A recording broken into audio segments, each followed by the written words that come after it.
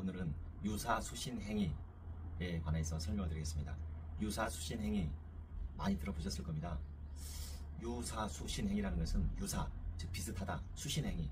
수신행위라는 것은 법에서 금전이 오고 가는 것, 즉 신용이 오고 가는 것을 뜻합니다. 그러면 신용이 오고 가는 것과 비슷한 행위, 즉 신용이 오고 가는 것은 보통 금융업, 은행업을 가리키는데 금융업, 은행업과 비슷한 행위를 하는 것은 처벌된다 라는 겁니다.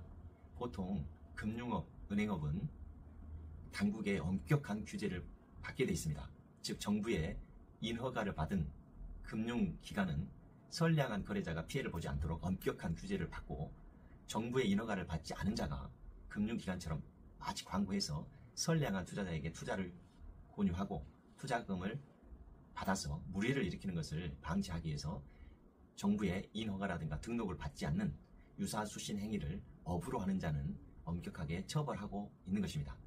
자, 그렇다면 유사수신 행위를 했을 때 어느 정도 처벌되는지가 문제되는데, 유사수신 행위의 규제에 관한 법률을 보면 유사수신 행위를 한 자는 5년 이하의 징역 또는 5천만 원 이하의 벌금에 처한다 라고 규정하고 있고, 유사수신 행위 표시 또는 광고를 한 자는 2년 이하의 징역 또는 2천만 원 이하의 벌금에 처한다 라고 규정함으로써 처벌을 하고 있습니다.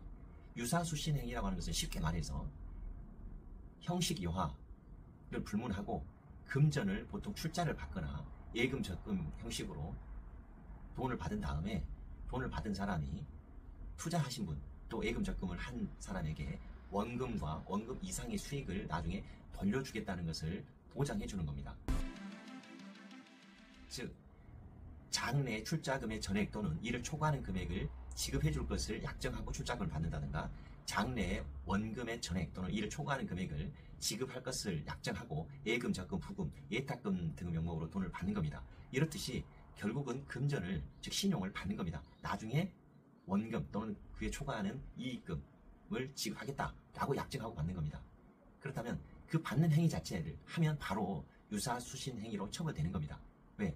은행업이라든가 금융업 같은 경우를 하려면은 반드시 정부의 인허가를 받아야 되는데 받지 않고 은행업 유사한 행위를 했기 때문입니다. 유사수신 행위를 하면 피해자에게 원금과 원금 이상의 금전을 돌려줬다 하더라도 처벌되고, 거기서 더 나아가서 원금과 원금 이상의 금전을 돌려주기를 약속한 다음에 실질적으로 돌려주지 않는 경우에는 바로 그게 사기가 되는 겁니다.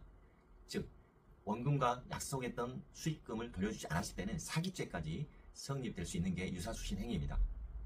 마지막으로 지인들끼리 돈을 대여해주고 또 원금의 이자를 주고받는 행위를 하는 경우가 많이 있습니다. 대부분 자본주의 사회에서 살아가면 그런 행위가 있게 되죠. 그렇지만 그것을 유사수신 행위라고 처벌되지는 않습니다. 왜냐하면 그것은 지인들, 즉 아는 사람들끼리 그거를 업으로 하지 않기 때문입니다. 만약에 그것도 지속적으로 계속해서 반복적으로 업으로 하게 된다면 지인이라 하더라도 유사수신 행위로 처벌될 수 있습니다.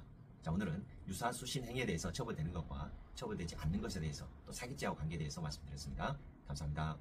즉 장래 출자금의 전액 또는 이를 초과하는 금액을 지급해 줄 것을 약정하고 출자금을 받는다든가, 장래의 원금의 전액 또는 이를 초과하는 금액